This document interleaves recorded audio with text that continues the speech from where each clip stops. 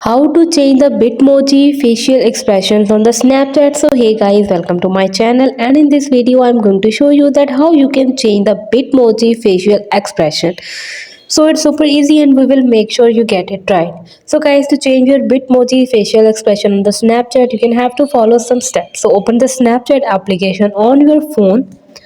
Now tap on your profile icon at the top left corner of the screen. After that, tap on your Bitmoji 3D model to access your Bitmoji icon. From there, you will have to tap right here on the change selfie. And after that, from there, you can change the facial expressions of your Bitmoji. So let me select any of the Bitmoji. And after that, this expression will be changed. So this is how you can easily change the facial expression of your Bitmoji. Hope you guys like my video, and please consider showing your support by commenting, liking, sharing and subscribing to my channel for more valuable content in the future.